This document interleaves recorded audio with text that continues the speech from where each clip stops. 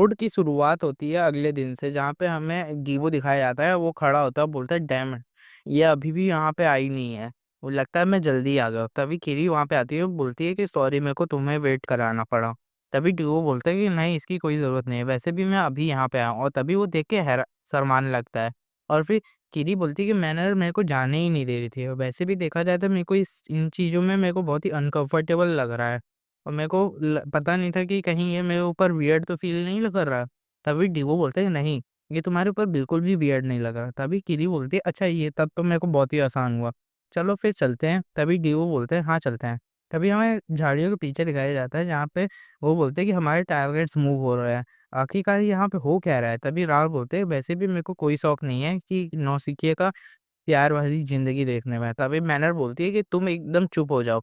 वैसे भी ये बहुत ही ज़रूरी चीज़ है कि हमारे पार्टी मेंबर को खुश होना चाहिए, जिसके कारण उनके उम्मीद बहुत ही बढ़ जाती है। और तभी हम देखते हैं कि डीवो और किरी बहुत ही ज़्यादा खुश होते हैं। तभी उसके यहाँ आने से पहले का दिखाया जाता है, जहाँ पे किरी बियर पी रही होती है और वो मुँह से थूक जाती है और बोलती है, "क्या हम सही में उसी डीवो के बारे में बात कर रहे हैं?" तभी किरी बोलती है, "क्या यहाँ पे कोई और डीवो भी है क्या?" "हाँ, उसने मेरे से कहा है कि उसकी बहन का बर्थडे आ रहा है, और इसलिए उसने कहा है कि मैंने कभी उसके लिए गिफ्ट नहीं खरीदा, क्योंकि हम लोग ढंग से सर्वाइव भी नहीं कर पा रहे थे। इसलिए उसने मेरे को कहा है मदद करने के लिए, कि वो ताकि उसके लिए गिफ्ट चूज़ कर सके।" तभी मैना बहुत ही ज़्यादा एक्साइटेड होते हुए बोलती है, "वंडरफुल! चलो तो फिर आगे अगला क्या करना है?" तभी केडी बोलती है कि वैसे मैं इन सब चीज़ में भी एक्सपर्ट नहीं हूँ। वैसे भी मैं चाहती हूँ कि तुम हमारे साथ चलो। तभी मैना बोलती है, "क्या तुम दिमाग से पैदल हो या फिर मैं ही?" तभी कीरी बोलती है कि वैसे भी इसमें तुमने गलत नहीं सुना है। हमें वैसे भी तुम्हारी ज़रूरत पड़ेगी हेल्प की, सही गिफ्ट चूज़ करने के लिए डीवो की बहन के लिए। तभी मैंने सोचती है कि ये एकदम सही में कंप्लीटली होपलेस है। और तभी वो बोलती है कि मैं तुम्हारे साथ नहीं आऊँगी। तभी कीरी बोलती है क्या? और तभी मैंने बोलती है तुम एकदम चुप हो जाओ और तुम मेरे साथ आओ। और तभी हमें प्रेज़ेंट का दिखाया जाता है, जहाँ पे डिवो एक नकल को उठाता है, बोलते हैं कि इसको कैसे देखा जाए? वैसे भी देखा जाए तो इसकी क्वालिटी बुरी नहीं है, और डीना भी इसको अपने आप यूज़ भी कर सकती है प्रोटेक्ट करने के लिए। तभी किरी बोलती है कि वो पीछे जो स्वॉर्ड लटका हुआ है वो भी अच्छी चॉइस है। अगर देखा जाए तो बिगिनर उसको स्विंग कर सकते हैं। और तभी डिवो बोलता है इसके बारे में? तभी किरी बोलती है ये भी अच्छा है। चलो फिर हम लोग दूसरे जगह जाते हैं, देखते हैं कहीं और कुछ अच्छी चीज़ मिल जाए। तभी कीरी बोलती है कि वैसे देखा जाए तो ये मेरा फर्स्ट टाइम है शॉपिंग करने के लिए, और मैं बहुत ही ज़्यादा नर्वस थी। मैंने नहीं सोचा था ये इतना आसान होगा। तभी डीवो बोलता है ये मेरा भी पहला ही टाइम है। तभी कीरी बोलती है, जब मैं छोटी थी तो मैं बहुत ही छोटी उम्र में ही नाइट के ऑर्डर को जॉइन कर ली थी, और मैं हमेशा वहाँ पे ट्रेनिंग करती थी। इसलिए मेरे को जब भी मैं स्ट्रीट में वॉक करती थी तो मैं अपने आर्मर के बिना नहीं जाती थी। तभी डीवो कुछ सोचता है और बोलता है कि चलो फिर हम लोग कहीं और भी चलते हैं और वहाँ पे एक्सप्लोसिव को देखते हैं। तभी किरी बोलती है हाँ, क्यों नहीं? और तभी एक स्टोर के पीछे मैनर, एल्पम और राल्फ होते हैं। बोलते हैं मेरे को बिलीव नहीं हो रही कि आखिर ये लोग प्रोग्रेस क्यों नहीं कर रहे, और ये इन लोग इतने बुद्धू कैसे हैं? और ये लोग इतना जल्दी सैटिस्फाई कैसे हो जा रहा है? तभी देखते हैं कि बॉडीज़ गार्ड भी आराम से पॉपकॉर्न खाते-खाते देख रहे होते हैं, और वो बॉडी बोलते हैं कि हम लोग ही नहीं सिर्फ़ इनको देख रहे हैं। तभी कि मैनर बोलती है ये आज पूरा कितना अच्छा दिन है। ये लोग एक-दूसरे के लिए फ़ील करते हैं, तब भी ये लोग यहाँ पे कुछ नहीं कह पा रहे। और वैसे भी देखा जाए तो ये यहाँ पे इनको क्या कह सकते हैं, आखिरकार तुमने कभी फ़ील तो किया नहीं है। और तभी बोलते हैं, एक कोई बोलता है कि मैं बिल्कुल भी एग्री करती हूँ। वैसे भी देखा जाए तो मैं नहीं कह सकती ये लोग कितने पागल हैं, और मैं इनको देख सकती हूँ। मेरे को बहुत ही ज़्यादा चिंता हो रही है, और मैनर देख के हैरान हो जाती है। और फिर मैनर बोलती है वेट अ मिनट, तुम गीबो की बहन हो तो तुम यहाँ पे कैसे हो? और तभी राल्फ बहुत हैरान होके सोचते, आखिरकार ये यहाँ पे कब आए और मैंने इसकी प्रेज़ेंस को नोटिस नहीं कर पाया। तभी मैं उसकी डीवो की बहन डीनेव कहती है कि मैंने ही उसको कहा था कि गिफ्ट लाने के लिए मेरे बर्थडे के लिए, तो क्योंकि मैं उसके लिए उसको सच नहीं बताना चाहती। वैसे भी मैं अपने लिए बिल्कुल केयर नहीं करती, पर मैं चाहती हूँ कि मेरा भाई आज घर ना आए। और तभी मैनर सोचते है कि ये लड़की बहुत तेज़ है और ये कितनी उम्र में छोटी है। और तभी बोलती है कि आखिरकार ये लोग दोनों कितने साथ में क्यूट लग रहे हैं। तभी राहुल बोलता है कि वैसे भी मेरे को झूठ नहीं बोलना, पर हाँ, ये थोड़ा लगता है। और तभी वो सोचने लगता है कि क्या मैं भी उसके साथ ऐसे ही दिखता था अपने पास्ट के डेज़ में। तभी मैंने अपना हाथ हिलाते हुए बोलती है कि वैसे भी मैं तुम्हारे लव लाइफ़ के बारे में क्यूरियस नहीं हूँ। तभी राल बोलता है कि मैंने तुम्हें बताने की ज़रूरत भी नहीं की। और तभी एल्पम बोलते हैं ये कितना टाइम वेस्ट है। और तभी मैंने बोलती हाँ मैं तुम्हारे लिए भी ये कह सकती हूँ, वैसे भी तुम इन चीज़ों में इंटरेस्ट तो रहते नहीं हो। तभी एल्पम बोलते ऐसा नहीं है। तभी मैंने हैरान हो जाती है। और एल्पम बोलते हैं कि वैसे भी अभी इस टाइम मेरी कुछ प्रायोरिटी सेट है, और वैसे भी मैं पहले रिलेशनशिप में रह चुका हूँ। तभी मैंने हैरान हो जाती है और मैंने बोलती है क्या तुम मेरे को और चीज़ बता सकते हो डिटेल में। तभी राहुल बोलते हैं देखो ये फेवरेट के पीछे लगी। तभी एल्पम बोलता है ये सब मेरे पास के में था, तब अब तो वो ज़िंदा भी नहीं होगी। पर अगर एक्चुअली देखा जाए तो वेट अ मिनट वो अभी ज़िंदा हो गई हैं। और वैसे भी अभी ये मैटर नहीं करता है। तभी मैंने गुस्से में बोलती है आखिर ये मैटर क्यों नहीं करता? मेरे को जल्दी बताओ। और दीपो की बहन बोलती है ऑलराइट ब्रदर, आज तो तुम्हारा दिन है। और फिर राहुल सोचता है मैं कितना अकेला हूँ।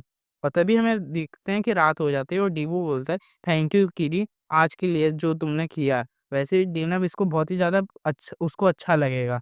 और तभी किरी बोलती है मेरे को ये सुन के अच्छा लगा। और फिर बोलती है कि मैं अपने रास्ते चलती हूँ। तभी डीओ बोलता है वेट, वैसे मेरे को कहना है आप फिर से दोबारा थैंक यू आज के लिए। फिर क्या तुम कल ट्रेनिंग में दिखोगी?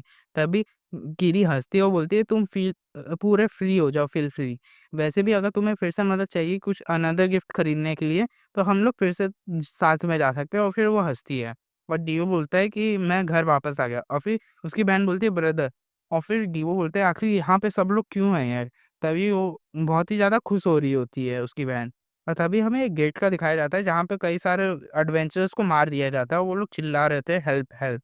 और तभी एक बंदा बोलता है कि तुम यहाँ पे रुक जाओ मॉन्स्टर, तुम यहाँ से नहीं जा सकते। तभी वो बंदा अपना माना एक्टिवेट करता है और अपने मॉन्स्टर से उसको मार देता है और वो उसका एक स्नेक उसको खत्म कर देता है। तभी वो लोग एक चैम्बर में पहुंचते हैं और वो आदमी बोलता है बूढ़ा बूढ़ा आदमी, ये फाइनली मैंने इस समय का बहुत दिनों से वेट किया था। अब वैसे ही फ्रेड की सील स्टोन अब मेरे हाथ में आ गई है।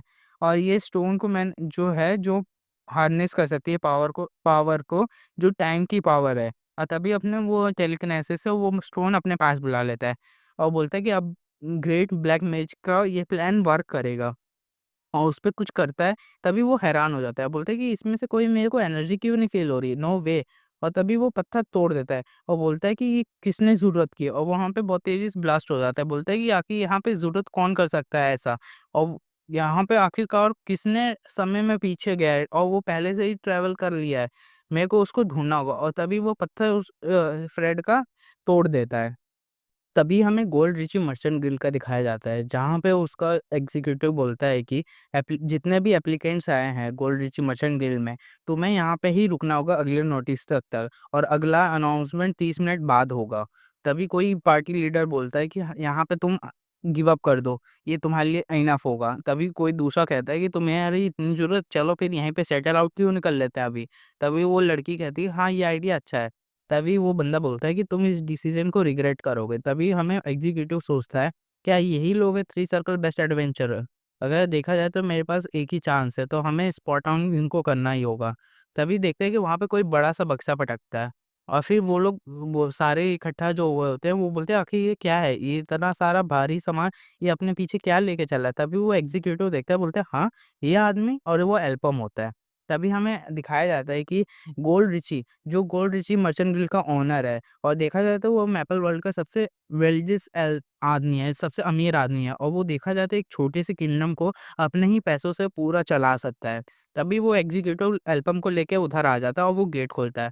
यहाँ पे गोल्ड रिची होता है और वो बोलता है कि तुम, और बोलता है कि तुम एडवेंचरर हो ना जो कपूर ने किया था, और तुम उनकी ऑडियंस हो, तुम मेरे साथ यहाँ पे क्या कर रहे हो? मेरे को तुम लोगों से कोई भी काम नहीं है। तभी एल्पम बोलता है कि मेरे को आपसे मिलकर खुशी हुई। मैं यहाँ पे एल्पम हूँ और मैं आपको यहाँ पे किसी चीज़ की वजह से यहाँ पे आया हूँ। तभी गोल्ड ऋषि बोलता है कि मेरे को पता है तुम यहाँ पे किस लिए आए हो। तुम यहाँ पे रेस्क्यू टीम के पार्ट बनने आए हो, तो और तुम यहाँ से वापस चल जाओ, नहीं तो कहीं मैं अपनी पेशेंस खो दूँ। और वैसे भी मेरे को गैपोर से कोई मदद नहीं लेना है। वैसे फिर एल्पम बोलता है कि मेरे को यहाँ पे गैपोर को मैं रिप्रेज़ेंट नहीं कर रहा हूँ। तभी फिर वो गोल्ड ऋषि बोलता है कि वैसे भी अब मेरे पास और रीज़न है कि तुमसे बात ना करूँ। वैसे भी तुम छोटे से थ्री सर्कल एडवेंचर क्या कर सकते हो? अभी अल्पम वो अपना जो पीठ पे बक्सा टाँगा होता है वो उसको गिराता है। और फिर गोल्ड ऋषि बोलते हैं क्या तुम दिमाग से पैदल हो गए हो? मैं अभी भी अच्छे मूड में नहीं हूँ। तभी अल्पम बोलते हैं मेरे को माफ़ करना, मैंने आपको ऑफेंड किया।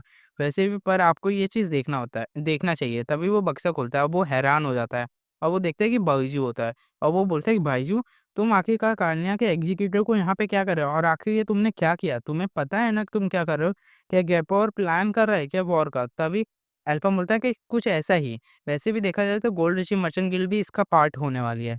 तभी गोल्ड ऋषि बोलता है कि तुम किस बात के नॉनसेंस कर रहे हो।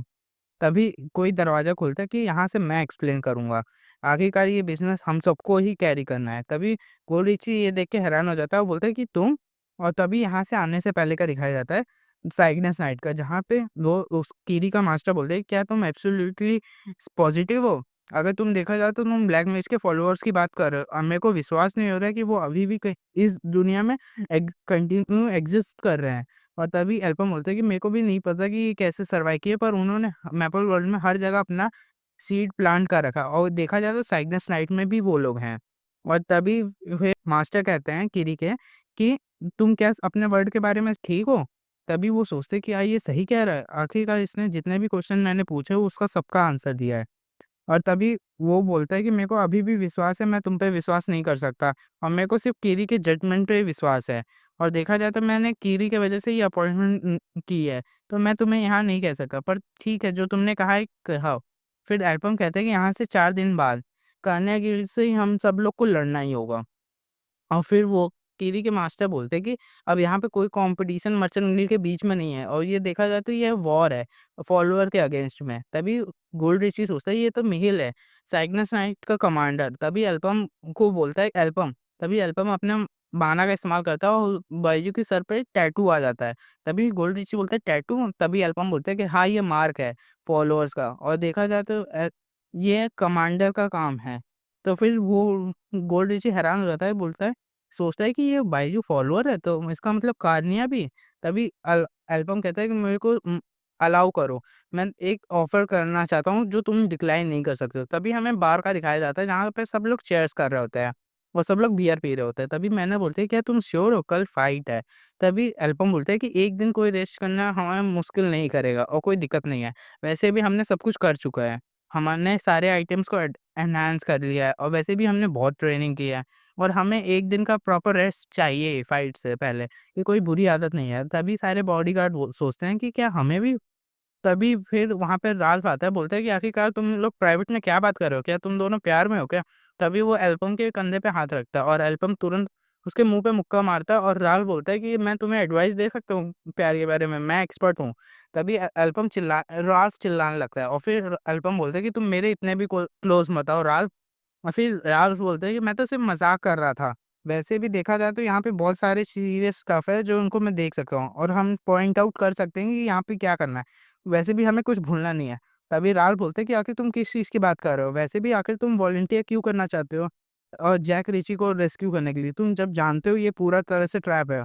और मैनर बोलती है कि हाँ, जब तुम चाहते हो कि अगर ये है, तुम कार्निया के साथ जॉइन क्यों नहीं करते रेड? तभी एल्बम्स बोलता है कि यहाँ पे कुछ चीज़ है जो मेरे को ढूँढना है, और फिर वो सोचता है कि जहाँ तक मेरे को पता है, जहाँ तक मैं सच जानता हूँ, फिर इसके बाद ही जैक रिची एक मैप मिलता है जो वो उसकी ट्रेजर तक लेके जाएगा जो फ्रेड ने छोड़ा हुआ है। और मैं इनिशियली सोच रहा हूँ कि उसको ट्रैवन गॉसिप के थ्रू मैं उस फॉलोअर तक पहुँच सकूँ अगर ये रूमर सही है। और फ्रेड कह सकते हैं कि वो बहुत ही इम्पोर्टेंट आइटम्स है, और मैं ये फॉलोअर्स के हाथ नहीं लगने दे सकता ये मैप। चाहे जो भी हो जाए। तभी अल्पम बोलते हैं कि यहाँ पे कुछ चीज़ है जो मेरे देखा जाए तो मेरे प्लान के अकॉर्डिंग चल रहा है। तभी हमें कहीं और का दिखाया जाता है जहाँ पे एक स्ट्रेंज आदमी कह रहा होता है, एल्पम 20 साल का है जो लिलिथ हार्बर में रह रहा है और 3 साल से गैपोर के अंदर स्लेव का काम कर रहा है। अगर देखा जाए तो उसने 2 महीने पहले ही अपना सर्कल अवेकन किया है, और देखा जाए तो उसने सेकंड सर्कल 2 दिन के अंदर पा लिया और थर्ड सर्कल 2 हफ्ते के अंदर। देखा जाए तो उसके पास बहुत ही ज़्यादा पोटेंशियल है कि वो फ्यूचर में भी कोई अनदर सर्कल पा सकता है, तो इसलिए तुम जाओ। तभी वो किसी एक बंदे को बोलता है कि ये अब काम तुम्हारे हाथ में है।